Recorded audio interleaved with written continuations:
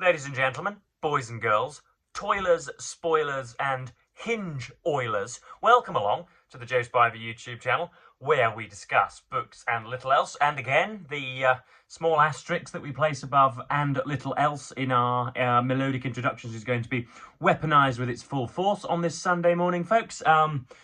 Because, as I'm very sure you were aware, as I was rising from my pit, as per usual of a Sunday morning, I kicked the Peruvian supermodel from my pit and, sent her packing. I brushed away the mind-altering cocaine dust from my sternum and my neck and my chin. I got it all away and washed it all away from the night before. Opened my laptop to check my emails, which is my morning routine.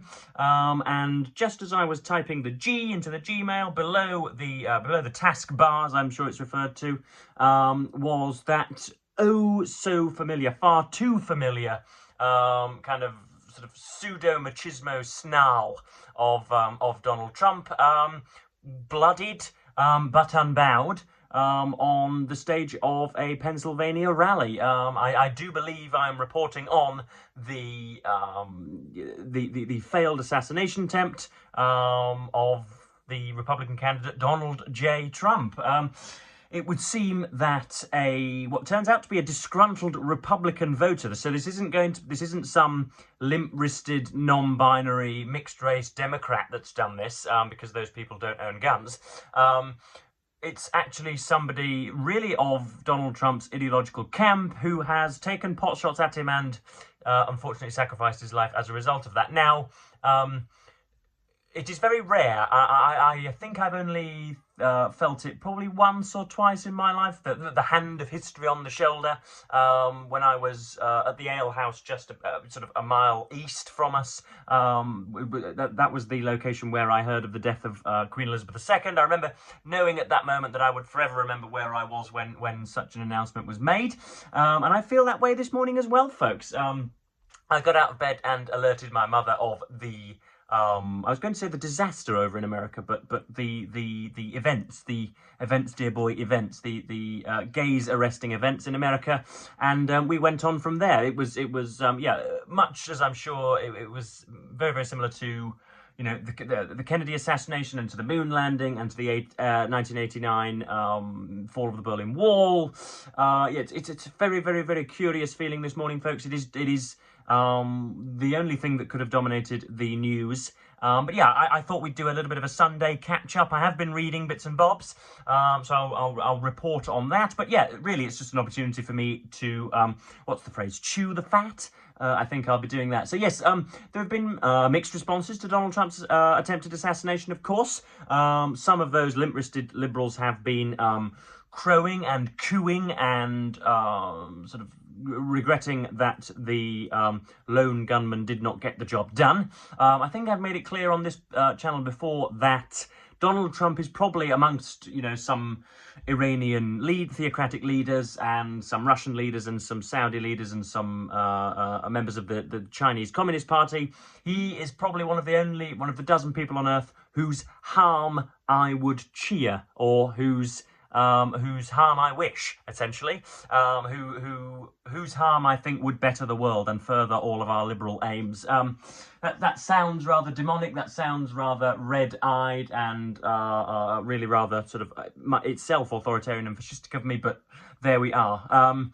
As to whether shooting him and, sort of martyrizing him in the process is the most opportune way of going about it, I'm not so sure. But yeah, I am loving the kind of ridiculous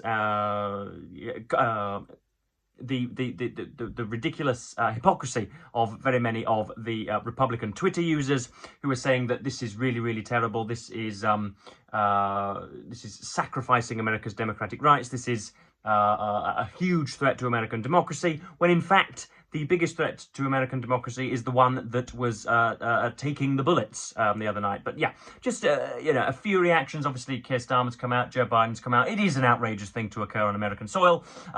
But the single biggest aggressor in all of this, the most divisive force, the person that has done most to atomize American society, is the gentleman that was being shot, not the person doing the shooting. So, yeah, those are my opinions on the matter. I don't really know where to go from there. My demographers tell me that about 50, 60, 70% of you are American, so this is happening in your admittedly rather large and fissiparous back garden. So please do tell me how things are being received over there. But yes, parking that, there is only one thing that will overshadow, or at least dominate the headlines today, apart from Donald Trump's assassination, and that is the European Championship finals being played between England and Spain this afternoon, or even this evening at 8 p.m. GMT.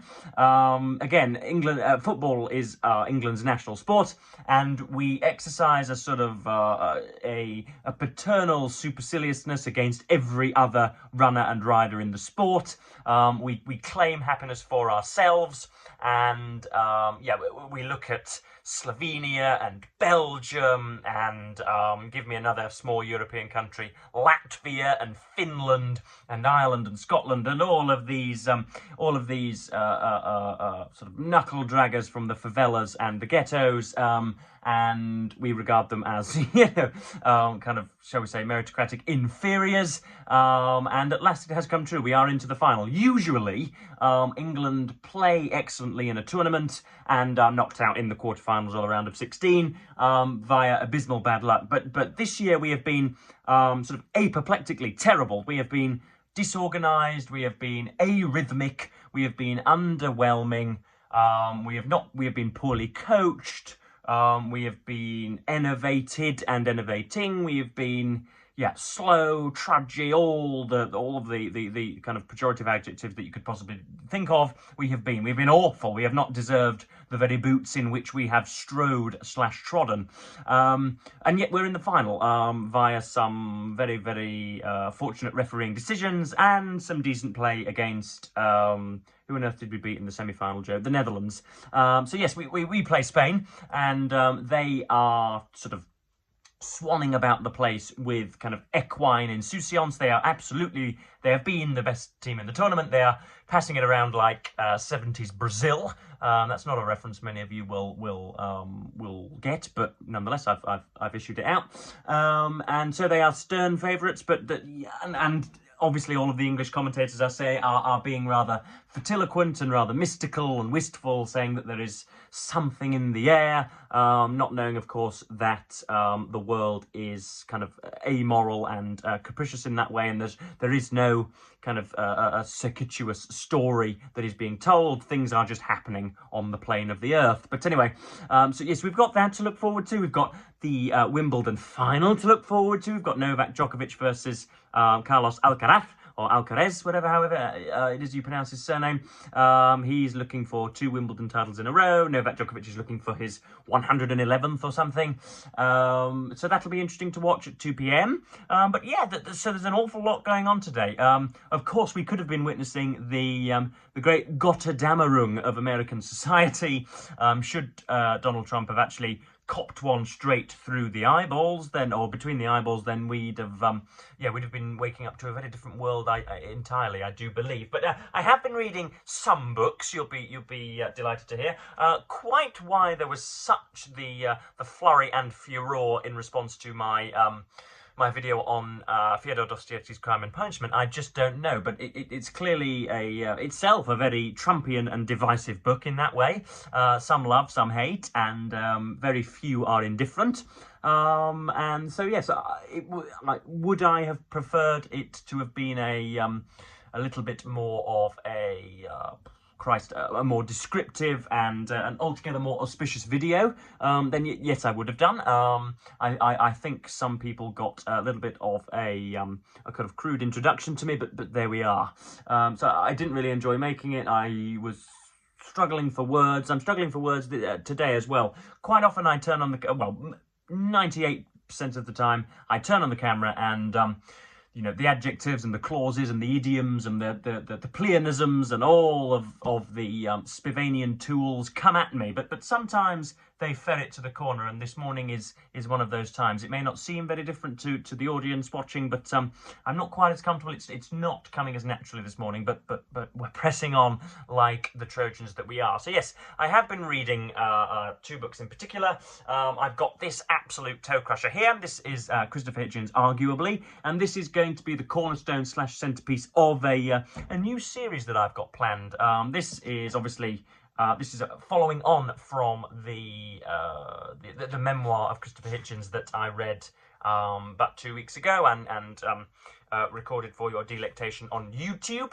And so I went and got his, I think what must be his biggest collection of essays.